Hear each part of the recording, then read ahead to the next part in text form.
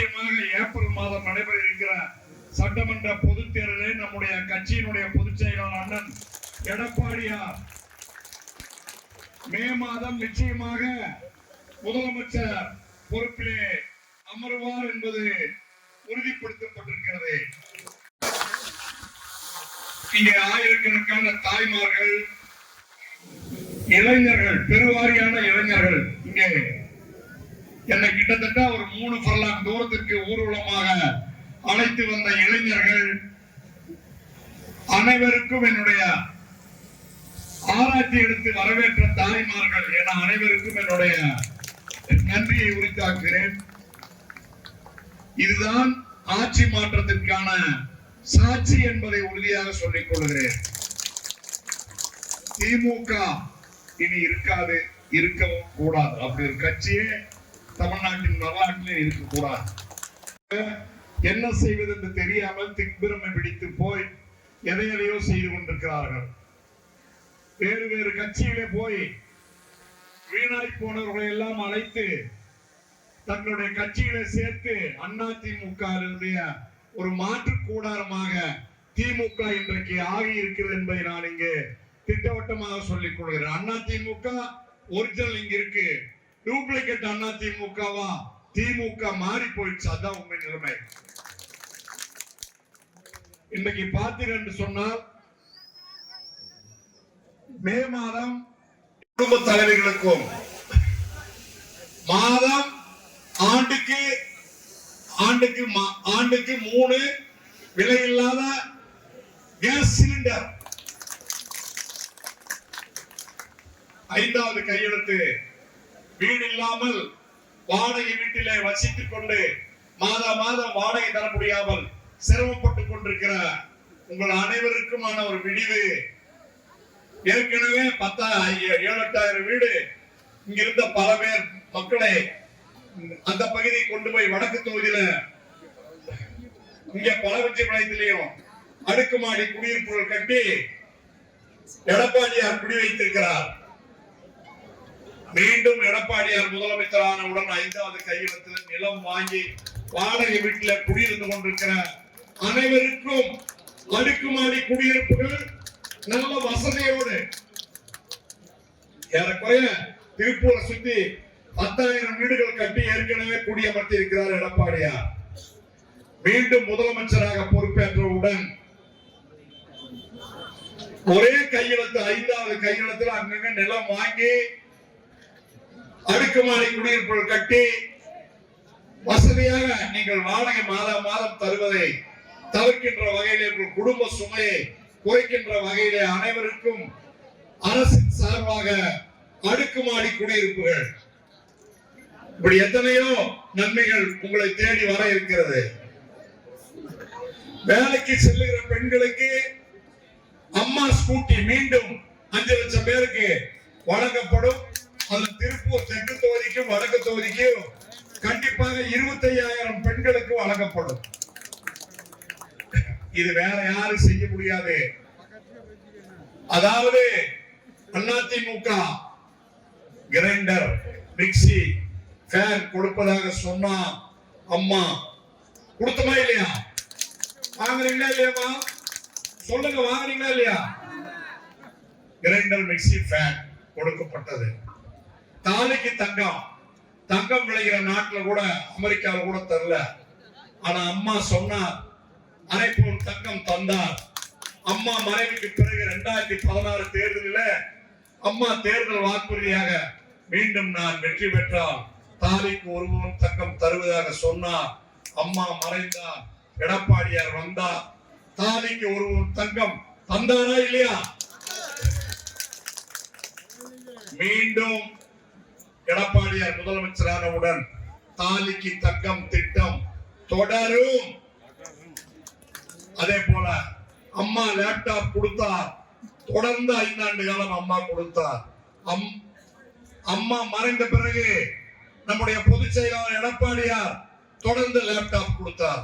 மொத்தம் 55 லட்சம் பேருக்கு, மாணவர்களுக்கு லேப்டாப் கொடுத்து வெளிநாடுகளிலே போய் அவர்கள் எல்லாம் கல்வி கற்று இன்றைக்கு உலகம் முழுவதும் தமிழர்களுடைய பிள்ளைகள் மேல் வேலையிலே நல்ல சம்பளத்தோடு வாழ்ந்து கொண்டிருக்கார் என்று சொன்னால் அதற்கு அம்மா கொடுத்த லேப்டாப், எடப்பாடியார் கொடுத்த லேப்டாப் தான் காரணம். இப்படி எவ்வளவோ சொல்லலாம். கிராமப்புறங்களில் விலையில்லாத ஆடுகள் தருவதாக அம்மா சொன்னார், அம்மா தந்தார், அம்மா மறைவுக்கு பிறகு எடப்பாடியாரும் கொடுத்தார். இதே போல விலையில்லாத கறவை பசுக்கள் கொடுத்தார்கள், பசுமை வீடுகள் கொடுத்தார்கள். இதையெல்லாம் சொன்னால் செய்கிற கட்சி எந்த கட்சி? அதிமுக. அதிமுக சொன்னால் செய்யும். இப்போ திமுகவுக்கு மத்திய அரசாங்கத்தோட மோடியோட எந்நேரமும் சண்டை, எதற்கெடுத்தாலும் ஏட்டிக்கு போட்டி. ஒரே ஆண்டிலே பிரதமர் மோடிஜியிடம் கேட்டு 11 மருத்துவக் கல்லூரிகளை கொண்டு வந்தது நம்முடைய எடப்பாடியார். பக்கத்துல இருக்க அரசு மருத்துவமனை, அதை மருத்துவக் கல்லூரியாக மாத்தினது உங்களுடைய நீண்ட நாள் கனவை மருத்துவக் கல்லூரியாக மாத்தினது எடப்பாடியார். அதற்கான அனுமதியை கொடுத்தவர் பாரத பிரதமர் மோடி அவர்கள். அதே போல ஓமந்தூர் ராமசாமி ரெட்டியார் முதலமைச்சராக இருந்தார். அதே போல பக்தவத்சலம் முதலமைச்சராக இருந்தார். பிடிஆர் பழனிவேல் முதலமைச்சராக இருந்தார்.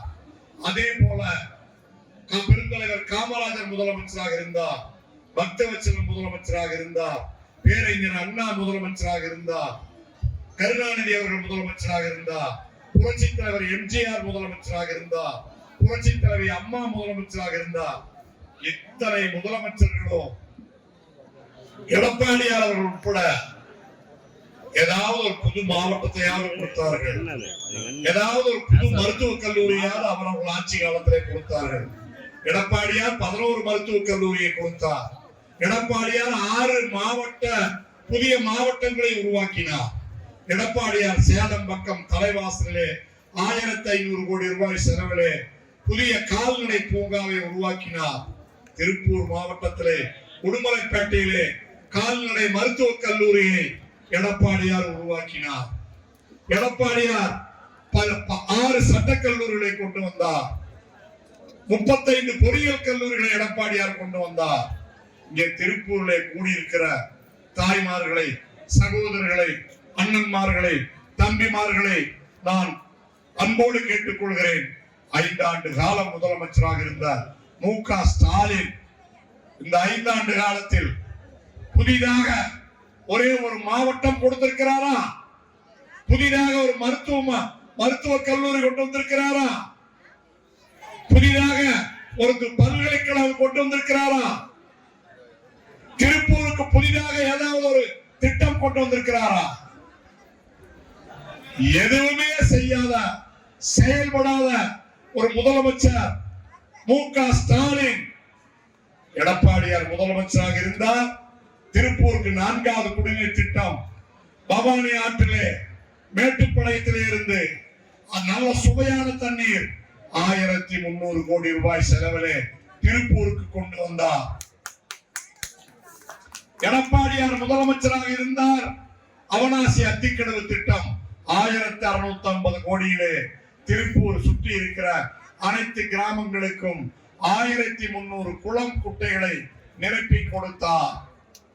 இப்படி எத்தனையோ திட்டங்களை எடப்பாடியார் செய்தார்.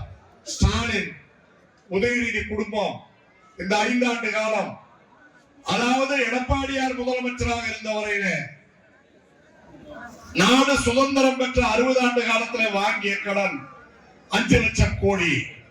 கடந்த 5 ஆண்டு காலத்தில் ஸ்டாலின் முதலமைச்சரானதற்கு பிறகு பெற்ற கடன் 5,34,000 கோடி.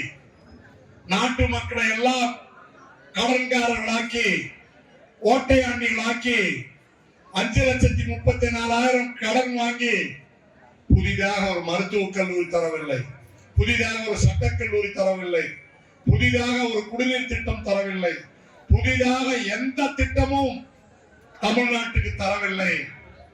அதுக்கு பதிலா உங்களுக்கு எல்லாம் கொடுத்துக்கிறது சொத்து வரி, தண்ணி வரி, வீட்டு வரி, அல்லாத குப்பைக்கு வரி, கரண்ட் பில்லு 5 வாட்டி ஏத்தியாச்சு. இதுதான் ஸ்டாலின் ஆட்சியின் சாதனை. நாங்க கூடியிருக்கிற தாய்மார்களை பார்த்து நீங்களும் சும்மா இப்படி ஒரு ஆட்சி, அவலமான ஆட்சி. 5,30,000 கோடி கடனாக்கி விட்டு தமிழக மக்களுக்கு எந்த ஒரு திட்டத்தையும் தராத ஆட்சி உங்களுக்கு தேவையாமா? சொல்லுங்க, சத்தமா சொல்லுங்க. வேண்டாம். மீண்டும் இன்னும் 2 அமாவாசை எடப்பாடியார் ஆட்சி வரப்போகிறது. நான் சொன்ன திட்டங்கள் எல்லாம் வரப்போகிறது. அதற்கு அடிக்கல் நாட்டுவதற்காகத்தான் இன்றைக்கு தம்பி சிவாலா தினேஷ், ஒரு இளைஞர், பத்திரமாத்து தங்கம், சிறப்பாக பணியாற்றக்கூடியவர்,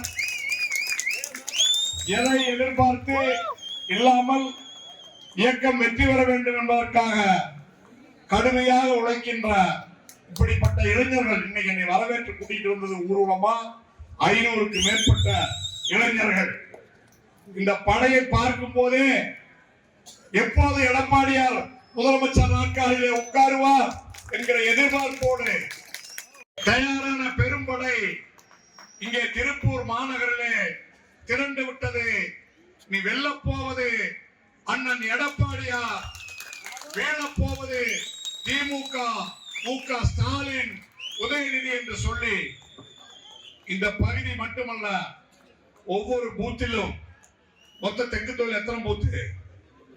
289 பூத்துல இந்த பூத்து, இந்த பகுதி கூடுதலான வாக்குகள் பெற்று எடப்பாடியார் ஐயாவுடைய பாராட்டுக்களை பெற்று இன்னும் நீங்கள் பொது வாழ்க்கையிலே மேலும் சிறந்து உயர்ந்து வளர்ந்து வர வேண்டும் என்று என்னுடைய வாழ்த்துக்களை கூறி, பொதுவாலுமே திருப்பூர் என்றால் அதிமுகவுடைய அசைக்க முடியாத எஃகு கோட்டை.